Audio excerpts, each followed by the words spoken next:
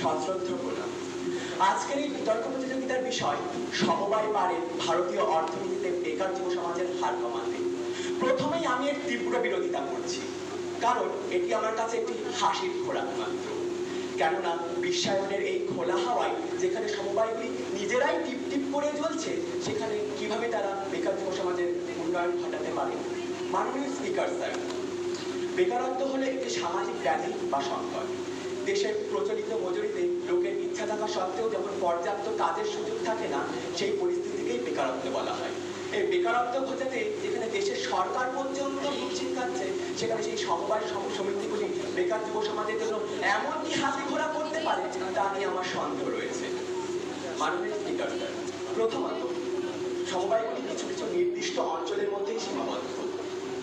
প্রত্যন্ত গ্রামে বসবাসকারী মানুষেরা জানেন না সমবায় কি বা এর কাজ কি, খায় না গায়ে মাখে।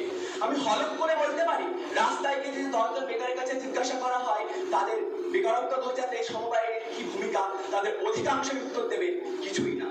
অর্থাৎ সমবায়গুলির সঙ্গে সব মানুষের সুষম সম্পর্ক গড়ে ওঠেনি বা তোলেনি, সেটা আমার জানা নেই। কিন্তু আমি এইটুকুনি জোর দিয়ে বলতে পারি, এভাবে চলতে থাকলে সমবায়গুলি তাদের যুব সমাজের বেকারত্ব ঘটাতে তেমন কিছুই করতে পারবে না। মাননীয় স্পিকার স্যার, সমবায় হলো সমমনা মানুষের স্বেচ্ছাসেবকমূলক একটি স্বশাসিত সংগঠন, যারা নিজেদের আর্থসামাজিক উন্নয়নের লক্ষ্যে কাজ করে এবং এই লক্ষ্যে অংশীদারিত্ব ভিত্তিতে গণতান্ত্রিকভাবে নিয়ন্ত্রিত ব্যবসা পরিচালনা করে। যতটা পৃথিবী বিচিত্র নয়, তার থেকে বিচিত্র মানুষের মতো। তাই স্বাভাবিকভাবে সমমনা মানুষ পরিচালিত একটি সংগঠন কিভাবে ভিন্নমনা মানুষের কাজের সহায়ক হবে, তা নিয়ে একটা প্রশ্ন থেকেই যায়। মাননীয় স্পিকার স্যার, কবিগুরু রবীন্দ্রনাথ ঠাকুর তার বিখ্যাত কবিতায় বলেছেন, এ জগতে হাই সেই বেশি চাই, আছে যার ভুরি ভুরি, রাজার হস্ত করে সমস্ত, কাঙালের ধন চুরি। অর্থাৎ ক্ষমতায় থাকে সে সাধারণ মানুষের রক্ত চুষে কিন্তু দুবার পর্যন্ত হবে না। সমবায় সমিতিও এর ব্যতিক্রম নয়। সমবায়গুলি দিনখেলাপি ও দুর্নীতি দিনের পর দিন লাফিয়ে লাফিয়ে বাড়ছে। উদাহরণস্বরূপ, সে আপনি আজকের খবর দেখুন না 5 বছর আগে। উদাহরণস্বরূপ 2019 সালে মহারাষ্ট্র কোঅপারেটিভ ব্যাংকের কথা বলা যেতেই পারে, যা আমাদের দেখিয়েছে দুর্নীতির শিকড় কতটা গভীর। এছাড়া পশ্চিমবঙ্গের চন্দ্রকোনা সমবায় ব্যাংকের বিরুদ্ধে গত বছরে উঠে এসেছিল কোটি কোটি টাকা লোপাটের অভিযোগ। এছাড়া নিয়োগ দুর্নীতিতে হয়েছে, যার আদা থেকে গোড়া পর্যন্ত গোটাটাই দুর্নীতিতে ভরা। সে বেকার তারা বেকার যুব সমাজের হার কিভাবে কমাতে পারে, তা অন্তত আমার জানা নেই। মাননীয় স্পিকার স্যার, বেশিরভাগ সমবায় সমিতিগুলি দুগ্ধ ও কৃষি শিল্পের সঙ্গে যুক্ত, এর বাইরে তেমন কিছু নেই। সমবায় সমিতিগুলি এমন কিছু স্কিল তৈরি করতে পারেনি যাতে যুব সমাজের উন্নয়ন ঘটাতে পারে। আজকের যুব সমাজ ডেয়ারি ফার্মিং বা কৃষি শিল্পে উৎসাহী নয়, যেখানে উৎসাহ নেই, উদ্যোগ নেই, যোগদান নেই। মাননীয় স্পিকার স্যার, আপনি ভেবে দেখুন সেখানে বেকারত্বের হার কিভাবে কমে, তা অন্তত আমার বোধগম্য নয়।